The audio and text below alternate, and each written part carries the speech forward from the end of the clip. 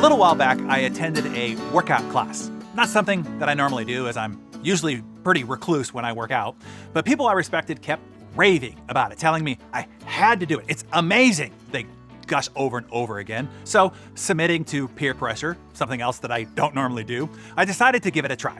The instructor was so engaged personally and so genuinely enthusiastic about the workout that it enrolled me into the experience deeper. The time flew by, I actually enjoyed it, and I had one of the best workouts that I've had in months. I went back a week later, but somebody else was teaching the same class. This guy delivered the exact same workout routine, but this time it seemed to drag on forever. I hated it, and I haven't been back since. Fascinatingly, the workout routine, again, was exactly the same. I was the same person, yet I responded and performed completely differently based on the energy and enthusiasm the instructor brought to it. This same thing happens in your office every day. If you are showing up excited, fully engaged, and enthusiastic about the work, the mission, the goals of the organization, and the positive impact that you're having on the lives of your clients, that excitement and enthusiasm is going to enroll everyone around you. They can't help it. Excitement is contagious. So is apathy. So is tedium. So is boredom. Whether you know it or not, like it or not, people do mirror your attitude, your emotion, your mood, your tone of voice, body posture, facial expressions, mannerisms, attention, and engagement. If you are enthusiastic, people will be enthusiastic with you. If you are confident, people will be confident with you. If you are unsure, people will be unsure with you. If you're hesitant, people will be hesitant with you. Why and how does this work? It is what is called the chameleon effect, named after the reptile famous for changing its appearance to blend in. This is something that the human animal also does and does automatically. We are social animals. We've survived by living in groups. It took a tribe of humans to complete the necessary survival activities of locating and securing food sources, building and maintaining shelter, defending against predators, procreating and raising offspring, etc. If you were ostracized by the group, left to survive alone out on the savannas, it meant certain death. So, we've adapted all sorts of unconscious social mechanisms to maintain harmonious relationships with fellow group members. Non-conscious mimicry, or the tendency to adapt the behaviors, postures, or mannerisms of those around us without any awareness or intent, is one of those mechanisms. We unconsciously mimic others' attitudes, mannerisms, and others' behaviors to match that of others who are the leaders within those current social environments. We do it to increase our likability, be in rapport, and to make interactions with each other smoother.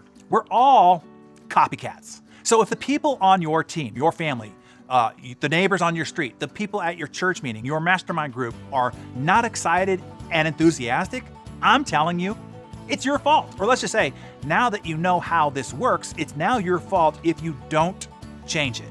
If you bring excitement and enthusiasm to your environment, the people in your environment will start to copy you. They won't be able to help it. Enthusiasm is contagious.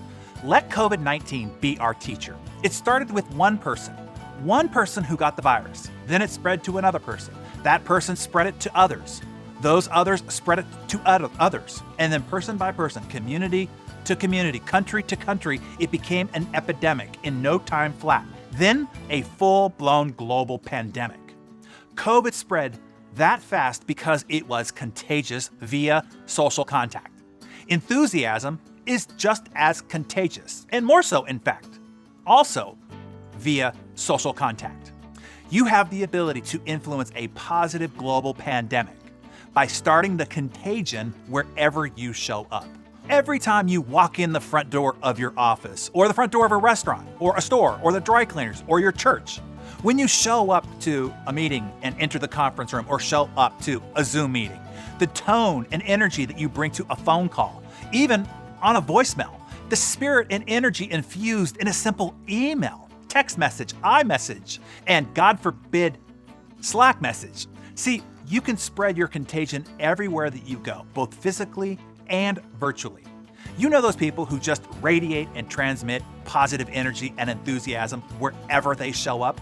I have a few of those on my team, namely Julie, Mariana, Sarah, and Emily.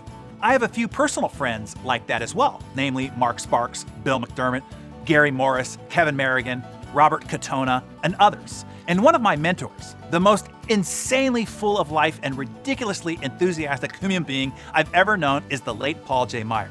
Paul absolutely electrified every room that he entered. It was astonishing. In fact, I'll tell you what, I asked Paul how he generated his constant and seemingly boundless enthusiasm.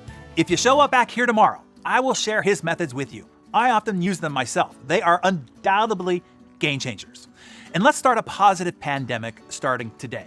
Jot down in your Darren Daily Journal at least a few places that you're going to show up, physically or virtually, intentionally spreading positive energy, excitement, and genuine enthusiasm. Tell us where those few places will be in the comments below. And I'll see you right back here mañana. That was good. You picked up on the filibuster thing. I get worried about doing that because then you're like, what? No, I'm so used to that part now, it doesn't bother me. Okay, good. When I'm paying attention. I am sure that this... okay.